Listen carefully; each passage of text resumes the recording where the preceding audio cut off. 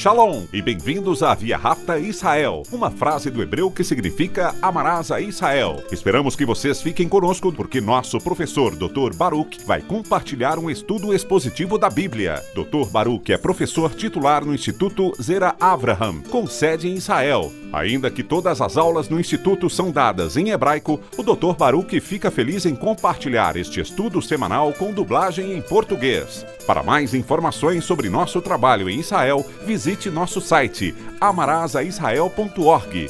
Fiquem agora com o Dr. Baruch e a aula de hoje. Marriage is very important to God. O casamento é muito importante para Deus. Na verdade, a Bíblia revela que o casamento é uma aliança entre o homem e a mulher com Deus. Tanto o homem quanto a mulher devem reconhecer seu relacionamento de submissão a Deus. E somente quando se submetem a Ele, caminhando em obediência ao seu papel no casamento, é que esse casamento crescerá, amadurecerá, será abençoado e será um instrumento, um vaso que manifestará a glória de Deus. Esse relacionamento entre um homem e uma mulher em um casamento de aliança é muito poderoso e tem grande significado nas Escrituras. E é por isso que hoje é tão problemático quando governos, nações e até mesmo congregações, tanto no judaísmo quanto no cristianismo e em outras religiões, entram em conflito com a aliança do casamento que Deus revela em Sua palavra.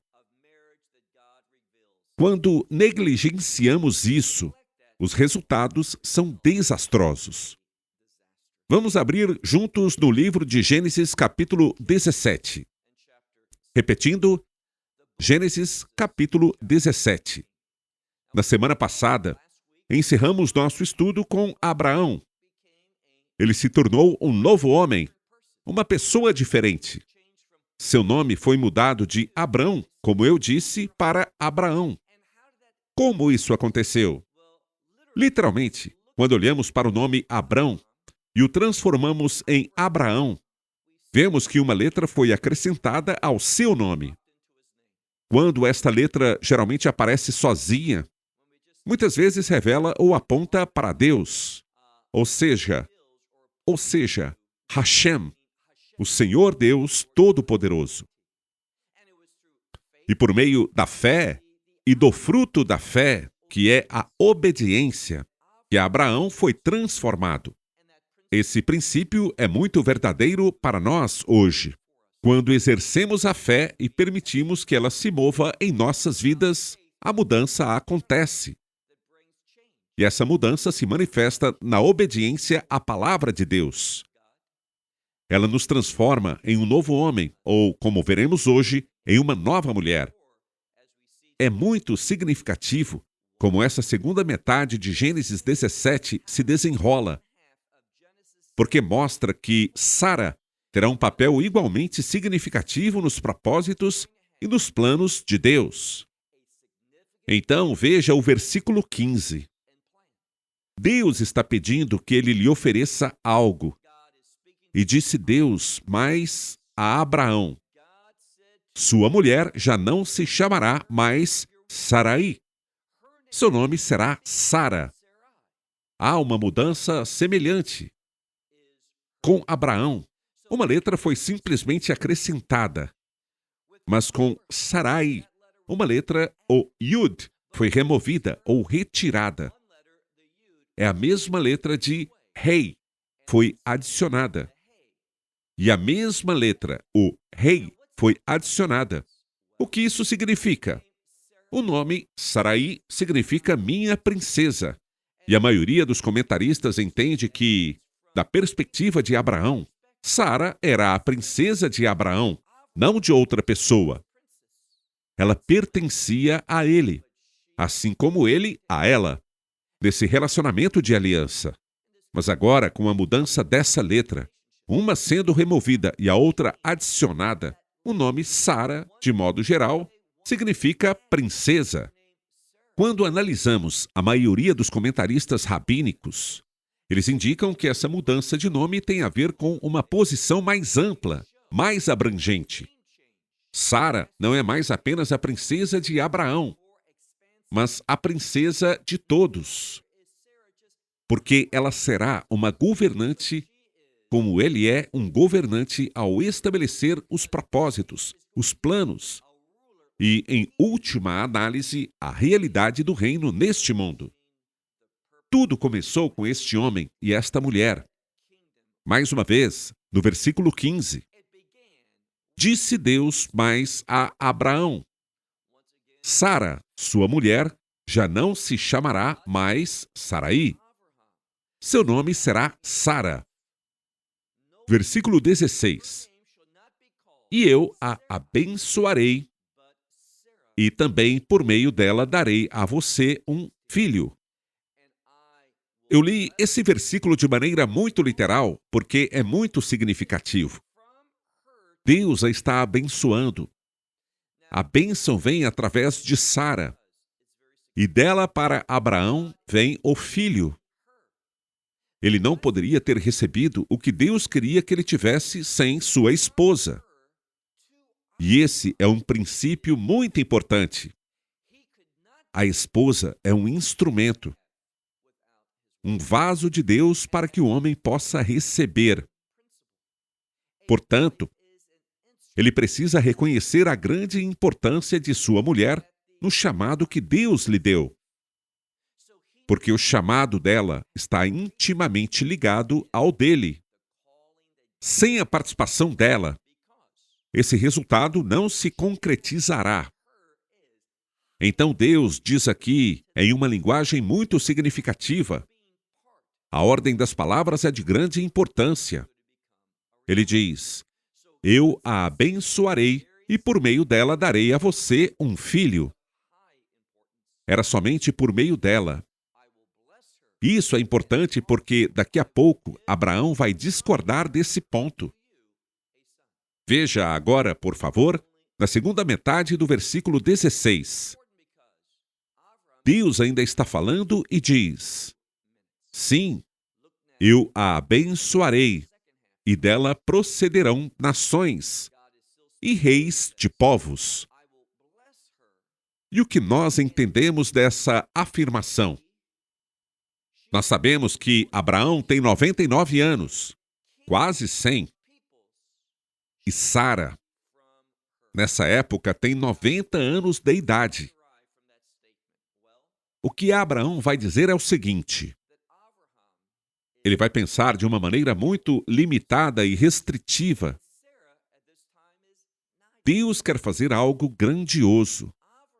E entenda, a grandeza vem através do milagre. O que eu disse aqui? A grandeza vem através do milagre. E Deus quer fazer coisas milagrosas da sua vida e na minha vida. Veja, o que Abraão vai pensar é o seguinte: bom, eu tenho 99 anos e não tenho nenhum filho.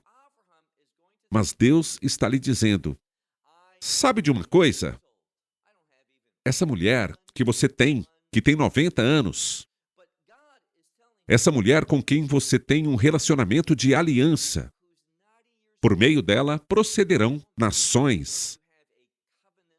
Agora, imagine, Abraão não tem descendência, nenhum herdeiro biológico. Ele está sozinho com sua mulher. E agora Deus revela: nações procederão por meio de você. E não apenas nações, mas ele diz: e reis de povos procederão dela. Por que reis são mencionados aqui? Quando consideramos a mulher nesse contexto, o que nos vem à mente é submissão. É por meio da submissão que a autoridade se manifesta. Quero repetir, é através da submissão que a autoridade se manifesta. E aqui está a segunda parte que nos é dada. Quando você se submete e reconhece a autoridade, isso, no final, lhe dará a autoridade. À medida que você estiver disposto a se submeter, Deus o elevará. Mas será que isso significa que pessoas em posição de autoridade são submissas? Não, talvez. Deus não as colocou lá. Quando observo muitos líderes hoje, de modo geral, não acho que Deus os colocou lá. Acredito que o inimigo os colocou. E você pode até dizer, mas todos os governantes não foram colocados lá por Deus? As Escrituras não dizem isso. Aqueles que são para o bem e a justiça foram colocados por Deus. Leia atentamente o que diz em Romanos 13. Portanto, só porque alguém está em uma posição, não significa que essa pessoa seja o homem ou a mulher de Deus para aquela hora, para aquele momento, para aquela posição. Não, existe um inimigo. Existe um príncipe dessa época. Mas, se quisermos que Deus haja em nossas vidas e nos coloque em posições para as quais estejamos preparados, que possamos administrar, que possamos ser bons administradores. Bem, tudo começa quando reconhecemos a autoridade. E quando nós a reconhecemos, isso trará mudanças para quem somos e como as pessoas nos veem. Portanto, é muito significativo que os reis dos povos procedam dela. Veja agora. Vamos passar para o versículo 17. O versículo 17 é extremamente importante. Por quê? Existe um grande debate entre mim e os estudiosos rabínicos a respeito desse versículo. O judaísmo tem uma certa tendência a retratar seus líderes. Aqueles que vemos tanto nas Escrituras, esses grandes líderes, homens e mulheres da Bíblia, e os líderes rabínicos, os sábios, tendem a apresentá-los como quase sobre-humanos e diferentes, como se nunca houvesse nada de errado com eles, como se fossem quase perfeitos. Fico feliz, então, quando olhamos para as Escrituras e vemos que Deus usa pessoas que às vezes lutam com isso, que às vezes fazem coisas erradas, que não são indivíduos perfeitos. Isso me encoraja. Por quê? Porque eu não sou uma pessoa perfeita. Às vezes luto contra a dúvida. Frequentemente faço coisas erradas. Portanto, quando vejo que Deus ainda usa essas pessoas, isso me dá força para não desistir, para simplesmente confessar meu pecado e orar por essas fraquezas, para que Deus fortaleça as fragilidades da minha vida e renove seu chamado, seus propósitos, e que Ele me use. É isso que cada um de nós deve compreender aqui. Agora, quando analisamos os comentários rabínicos do versículo 17, em geral, eles apresentam essa passagem de maneira muito diferente da que acredito que as Escrituras exigem que tenhamos. Então, vamos ler e observar os recursos descritivos que nos ajudarão a chegar à interpretação correta. Versículo 17. E Abraão prostrou-se com o rosto em terra, riu-se dizendo a si mesmo, poderá um homem de 100 anos de idade gerar um filho? O que ele queria dizer era, a um homem de 100 anos há de nascer um filho? Então Abraão disse, espere um pouco, eu tenho 100 anos, literalmente 99. Será que realmente terei um filho? Os comentários rabínicos dizem que Abraão ouviu essa notícia e ficou alegre, jubiloso. Prostrou-se em grande felicidade pelo que Deus acabara de lhe dizer. O problema com isso é que, ao continuarmos a leitura dessa passagem, veremos provas claras, e quero dizer, provas autoevidentes, que exigem que olhemos para essa passagem de maneira muito diferente. Mas não quero que concorde comigo. Quero que concorde com a palavra de Deus e veja exatamente o que as Escrituras estão dizendo.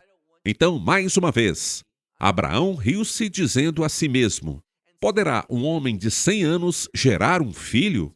E em seguida ele diz, será? Estou dizendo de novo. Ele usa uma palavra que indica uma pergunta. será que Sara, que tem 90 anos, dará à luz? Então ele não diz, louvado seja Deus, esse Deus de milagres vai me dar um filho, a mim, um homem de 100 anos, por meio de uma mulher que dará à luz aos 90. Aqui, novamente, o judaísmo diz que foi exatamente isso que Abraão quis dizer. É uma demonstração de fé. Mas eu simplesmente discordo. Por que discordo? Porque quando continuamos a ler as Escrituras, encontramos pistas que nos dão uma compreensão muito diferente da passagem. E é por isso que digo que a própria Escritura é a melhor intérprete da Escritura. Veja agora a segunda parte, que diz aqui, do versículo 18. Abraão disse a Deus, Lu, Yishmael, Irriei, Lifaneha. Isso é muito importante. Como começou o texto no versículo 17. Abraão prostrou-se com o rosto em terra e rindo disse a si mesmo. E é no próximo versículo que encontramos a implicação dessa declaração. Veja o versículo 18. Abraão disse a Deus. Isso foi verbalizado. Lu, a palavra lu é muito importante. Geralmente é traduzida como se ao menos ou se fosse o caso. A palavra lu fala sobre uma mudança desejada na realidade presente. É como se lembrar do musical Um Violinista no Telhado, quando ele diz, se eu fosse um homem rico. Ele não é, mas e se ele fosse? É assim que a palavra lu é entendida. Se ao menos fosse Ismael que estivesse diante do Senhor, e não esta criança que o Senhor prometeu, esta que supostamente Sara dará à luz quando ela estiver com 90 e eu com 100 anos. Então ele diz, Lu, tomara que Ismael, se ao menos Ismael diante do Senhor. E observe o que Deus diz em resposta, no versículo 19. Então Deus respondeu, na verdade, Sara, sua mulher, está lhe dando um filho. Agora, aqui está o ponto importante. No versículo anterior, Abraão pensa em Ismael, esta criança que lhe nasceu, que agora tem 13 anos, e ele diz, Senhor, e se Ismael assumir essa posição de destaque, e o Senhor faz todas as coisas, cumpre todas as suas promessas com relação a ele. Mas por quê? Bem, de certa forma, Abraão pode vê-lo, ele já está lá. Mas aqui temos um problema. Ismael representa o Egito. Por quê? Sua mãe, Agar, é uma egípcia, uma Mitzri, e Ismael está sempre ligado a ela. Sempre que ouvimos isso, precisamos entender que Ismael representa o Egito. E o que o Egito simboliza? Uma visão mundana, escravidão e exílio. Veja só, o que as Escrituras nos dizem é o seguinte: quando tentamos cumprir os propósitos e planos de Deus por meio da carne, por meio do que podemos ver, do que podemos compreender, do que podemos concordar, por meio de nossos meios naturais, qual será o resultado? Isso nos levará à escravidão, ao exílio. Isso nos levará a não estarmos onde Deus quer que estejamos. Teremos uma perspectiva mundana. Lembre-se do Egito. O Egito representa o mundo. Nós teremos uma perspectiva mundana em vez de uma perspectiva do reino. Então, o que Deus faz? Observe as Escrituras e como tudo se desenrola de forma tão significativa. Veja o versículo 19, que traduzimos assim. Então Deus respondeu, na verdade, Sara, sua mulher, está lhe dando um filho. A primeira coisa que ele diz é, Sara, Abraão está pensando em Ismael, e esse filho está ligado a Agar. Agar já foi atendida por Deus através do pedido de Sara. foi reafirmada essa relação de aliança entre Abraão e Sara, e não com Agar. Agar não era o caminho pelo qual Deus queria que um herdeiro nascesse. E em relação ao propósito de Deus, ao seu plano, essa relação de aliança não se baseia em Ismael, mas sim em o filho que nascerá de Sara para Abraão. E Deus lembra Abraão disso de forma forte e clara mais uma vez. Mas sua mulher, Sara, está lhe dando um filho. Isso é raro, porque esta palavra, yoleret, normalmente aparece na Bíblia hebraica em formas verbais do passado ou do futuro, do perfeito ou no imperfeito, como os estudiosos de hebraico chamam. Bem, este é o presente. No hebraico moderno, chamamos de tempo presente. E normalmente, quando há um verbo no tempo presente, isso é significativo. Esse tempo verbal marca que isso é significativo. Assim, não é que ela dará à luz. Isso é verdade. Mas ela está dando à luz, ou seja, Deus já começou esse processo. Está em taler. Em hebraico, está vindo, está em processo. Então ele diz, sua mulher, Sara, está lhe dando um filho, e você lhe chamará Isaque. E por que isso é importante? A frase dita anteriormente, quando Abraão riu-se, diz, vai itzar. E agora Deus está usando essa mesma palavra.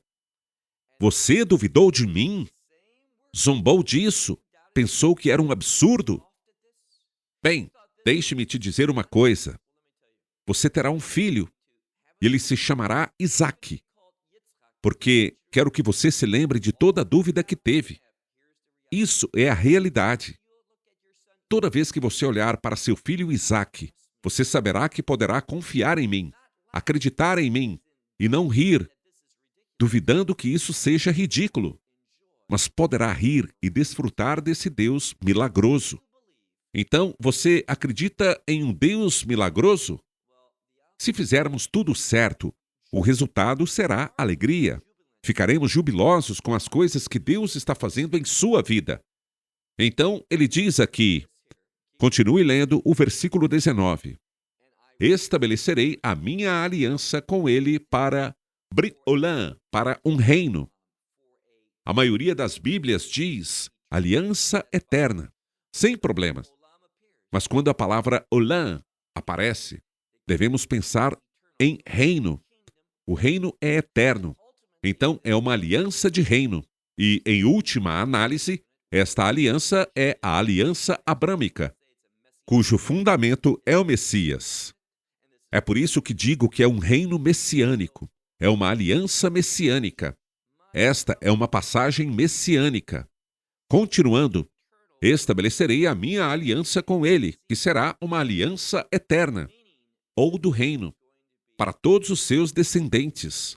Ou seja, haverá descendentes, e essa descendência, depois dele, isso pode ser uma referência ao Messias, porque o Messias está nessa linhagem de Abraão, Isaque, passando por Jacó, até Davi, e continuando até o nascimento do Messias. Tudo isso prenuncia o que Deus fará por meio do Messias. Versículo 20. E no caso de Ismael, levarei em conta o seu pedido. Isso deixa claro que Abraão estava, por assim dizer, intercedendo não por outro filho, mas para que as coisas pudessem ser para Ismael. Ele seria o filho da promessa, mas não era, porque era filho da carne. E no caso de Ismael, levarei em conta o seu pedido. Também eu o abençoarei, e o farei frutificar, e o multiplicarei. Ben-ot meot. Já falei anteriormente que o termo Ben-ot meot tem a ver com esta era e com a era vindoura. Aqui está o que precisamos ter em mente. Só porque Ismael não é o filho pelo qual a promessa será estabelecida e cumprida, não significa que ele não pode ser abençoado pela promessa, que ele não pode ter parte no reino. Ele pode, porque esta promessa do reino é para todas as pessoas. Deus quer que todos façam parte dela. Isso significa que todos farão? Não, não significa isso. Mas o potencial está lá. Não falta nada. Ninguém, por natureza, está excluído. Se vier a fé do resultado desta promessa da aliança, que é claramente revelada no Evangelho, a semente de Abraão, o Messias Yeshua. Então ele diz aqui, eu o farei frutificar. Eu o farei abundante, muito abundante. E continua, de 12 presidentes, podemos traduzir. A maioria das Bíblias usa a palavra príncipes. Então, de 12 príncipes. Essa é uma palavra que remete à liderança. O que devemos aprender aqui? Preste atenção, pois diz que são 12. Normalmente, quando ouvimos o número 12, pensamos em Israel. E acredito que aqui está dizendo que esses 12 príncipes e as nações que eles representam podem fazer parte de Israel. No sentido de que Deus deseja que eles entrem e se unam à família do reino. Vou te dar um exemplo para ajudar a compreendermos melhor. Quero que pense por um momento no número 24. O número 24, no livro do Apocalipse, quando falamos da Nova Jerusalém, esse número é significativo. São 12 tribos, referindo-se aos 12 patriarcas. Então, estou falando dos 12 filhos de Jacó e há 12 discípulos. Eles não estão competindo entre si pela liderança. Não, os 12 discípulos e os 12 filhos de Jacó se unem em uma experiência do reino. O mesmo acontece aqui. Deus não está excluindo ninguém. Deus não está dizendo, eu não gosto de Ismael, eu não vou abençoá-lo, ele não tem futuro, ele será destruído. Não é isso que ele está dizendo.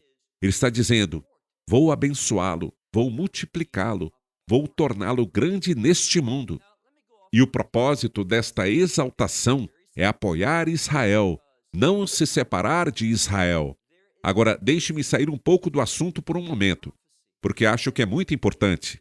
Na teologia atual, há uma tendência de pegar profecias relacionadas ao povo judeu e tirá-las de seu contexto, dizendo, não, esta promessa da terra, esta promessa de salvação e esta grande bênção serão sobre aqueles que habitarem a terra, referindo-se aos muçulmanos ou aos descendentes de Ismael. Então, eles estão cometendo o mesmo erro que Abraão queria cometer, dizendo que a promessa que Deus pretendia fazer por meio de Isaque, que ela pode ser uma bênção para todas as pessoas. Deus não faz acepção de pessoas. Ele não ama um grupo étnico mais do que outro, uma cor de pele mais do que outra. Isso é ridículo e pecaminoso. Não, o que vemos é Deus dizendo, eu abençoarei Ismael, e ele será uma nação poderosa. E dele virão 12 governantes. Porém, ele precisa entender que a bênção, a promessa, vem com Isaque. E se eles estão em lados opostos, se eles continuam nessa luta, bem, então será Ismael que será destruído. E poderíamos falar mais sobre isso de forma profética, mas vamos voltar ao texto. Olhe, por favor, no versículo 21. Literalmente, é o final do versículo 20. Não li essa parte ainda. Não só haverá 12 príncipes ou 12 líderes que nascerão dele, mas também diz o versículo, eu o darei, ou dele farei um grande povo. Agora sim, versículo 21. E minha aliança, podemos traduzir assim, mas a minha aliança eu estabelecerei com quem?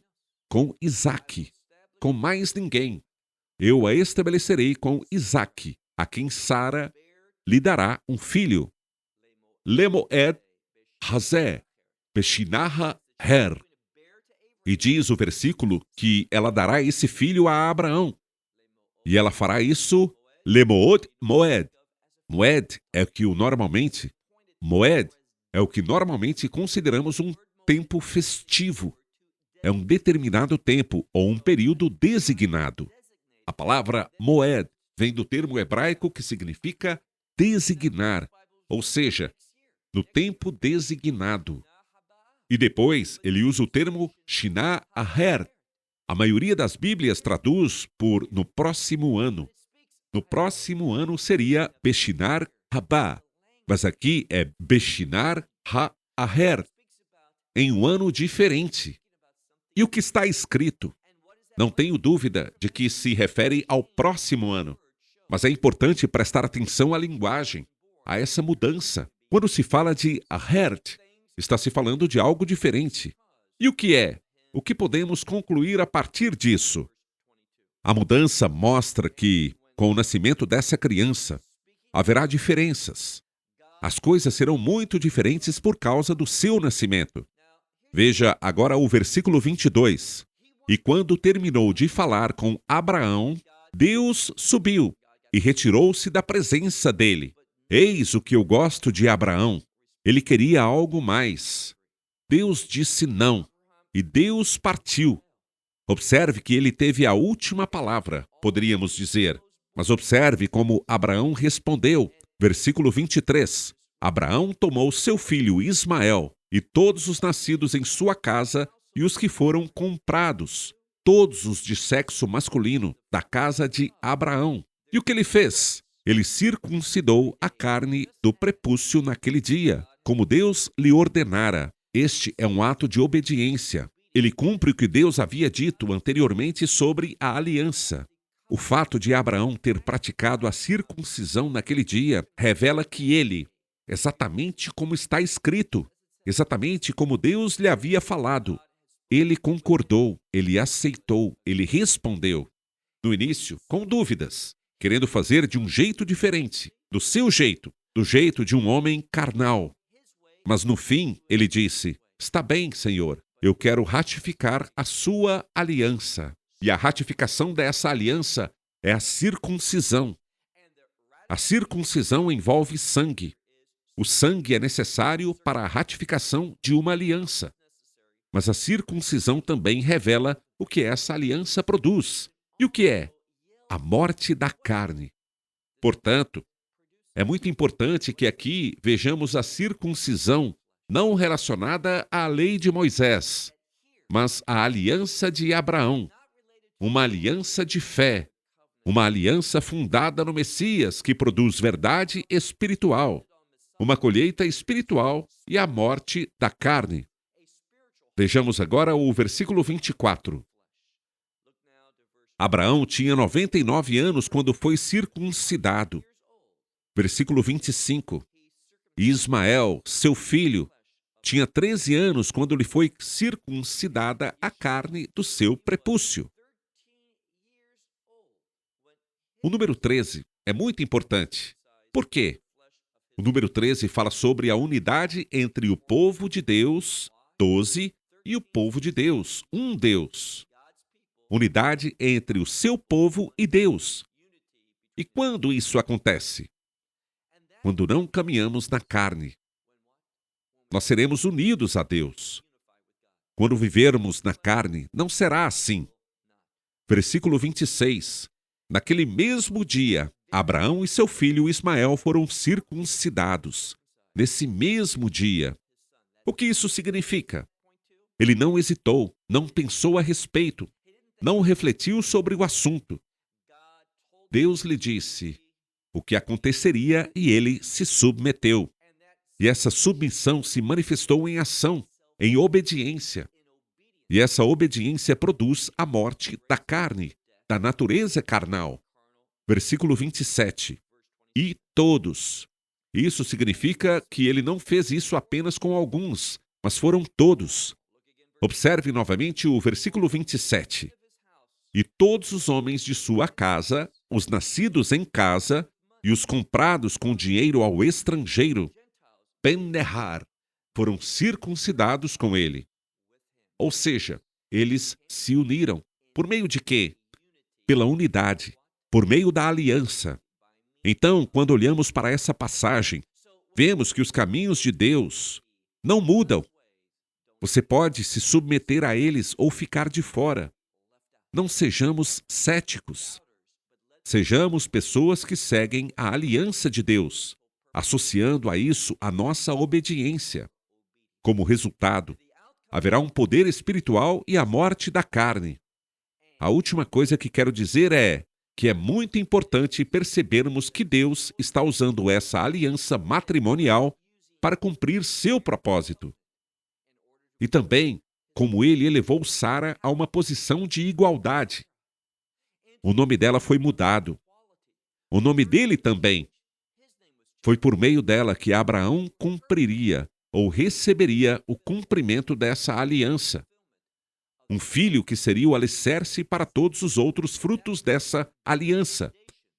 E, por fim, culminará no estabelecimento do reino, por meio da semente de Abraão, que é o Messias Yeshua. Bem, encerraremos por aqui. Até a próxima semana, quando começaremos o livro de Gênesis, capítulo 18. Esperamos que você tenha desfrutado da aula de hoje e que possa compartilhá-la com outros. Te convidamos a participar e nos acompanhar a cada semana, a esta hora e por este canal, em mais um episódio de Amarás a Israel. Para mais informações em português, visite amarasaisrael.org, onde encontrará muitos outros estudos realizados pelo Dr. Baruch. Até a próxima semana. Que Deus, nosso Messias Yeshua, nosso Senhor Jesus Cristo, te abençoe durante a sua caminhada com Ele. Shalom, desde Israel.